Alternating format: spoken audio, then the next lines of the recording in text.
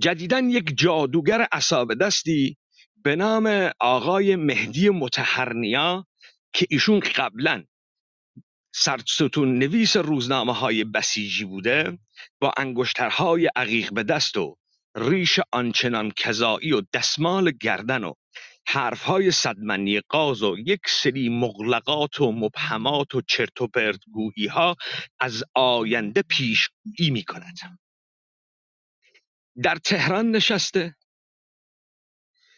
و روزانه چندین ساعت بمباران می کند این فضا را تحت نام رمالی، جام جهان نما داشتن، آینده پژوهی و با یک سری مصطلحات من درآوردی تهی بی معنا سعی می کند این تغییر صورتک را به عنوان یک امر غیر قابل انکار چیزی به نام آیین قدرت تعریف میکند.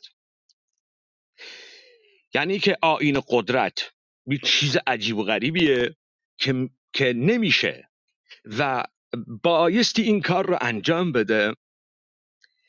بعد توضیح میده که ببینید رژیم چینج، ایشون میگه، شما الان میگید صداش رو میشنوید، رژیم چینج اتفاق میفته 100%، اما اون تصوری که ما از رژیم چینج داریم که انقلاب میشه، تمامیت پیوندهای اجتماعی، پیوندهای برساخته، مناسبات اجتماعی، سیاسی، اقتصادی از هم فروپاشیده میشه، درک غلطی است.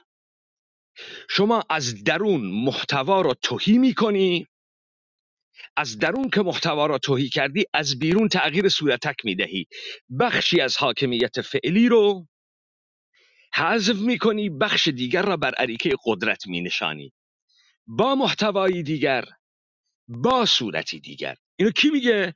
اینو مطهرنیا 10 ساعت پیش گفته. شما همین داستان رو پاسکاری کن با مراد برقی در ایران اینترنشنال، با تریبون های ریز و درشت بسیجی هایی که دارن این شرایط رو مهیا میکنند، آماده میکنند. چرا ایالات متحده آمریکا دخالت کرد؟ به خاطر اینکه تبدیل به جنگ جزایر قدرت نشود. ایالات متحده آمریکا دخالت نظامی میکند. الان او به عنوان سلطه‌گر مطلق، منجی عالم ایرانیت، داره ایفای نقش میکنه. هر کسی که تکون بخوره، اون جناحی که بسته با آمریکا و نوکر آمریکا بوده که این پروژه رو پیش ببره، به طرف مقابل اخطار میده، میگه آدرست، خونت، تخت خوابت، عین سلامی، عین باقری، در دستور کار قرار میگیره. در 1 ثانیه هدف قرار میگیری و به عنوان مهره سوخته فاسد کثیف جمهوری اسلامی، مرگ کثیفت مورد تشویق آحاد مردم قرار میگیرن. خب حالا سناریو رو دیدیم. تلاشی که میکنن اینه که این یک درگیری واقعی از نظام سلطه برای تغییر یک رژیم ایدئولوژیک است. دروغه. دولت ایرانی یک بحران ساختاری داشت.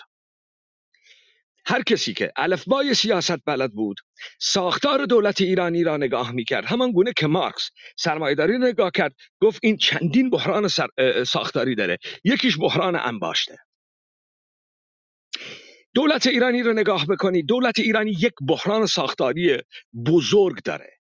دولت ایرانی که خود رو میخواست، این کمپانی ماسک دولتی میخواست خود رو به عنوان دولت ملی معرفی بکنه و سعی میکرد که این ملی بودگی و حاضر بودگی خود رو در تداوم دودمانهای سلطانی پادشاهی از حکومت کردن جلوه بده. فاقد توارث نهادی و مؤسساتی بود. یعنی اینکه فاقد سنت ها و عرف هایی بود که تداوم قدرت و حصر قدرت رو ممکن میکرد. این چه مشکل ایجاد میکرد؟ این مشکل رو ایجاد میکرد که شما بعد از هر تثبیت دور حول چهره‌ای بایستی در هیروویر مرگ این یکی منتظر اتفاقات دیگری باشی. یک بار برای همیشه باید اینو حل میکرد. اینا تصمیم گرفتن اول دفعه به صورت کیوس، نارضایتی، شکست و فشل بودن و فروپاشی اقتصادی، نارضایتی مردمی که هیچ درک و دریافتی از امر سیاسی نداره، هیچ آرمانی رو تعقیب نمیکنه، در بهترین حالت یه سری خواسته های رفع منع زور رو میخواد و این رو تبدیل میکنه به یک آرمان انقلابی که نه سر داره، نه تبیین شده، نه به صورت تشکیلاتی قابل تعقیب، ماندگاری و تداومه. تا در این شروع بازی ها همون سناریو رو تحت نام قیام مردمی بی سر پیش می بردن. در ماجرای مهسا بازی اینا نتونستن این کار رو بکنن، به خاطر اینکه ما در قسمت کردستان قومی اتنیکی این رو تبدیل به یک انقلاب واقعی داشتیم میکردیم با گرفتن مؤسسات و برساختن نهادهای مردمی. فتیله رو کشیدن پایین، جمع کردن داستان رو، نتونستن.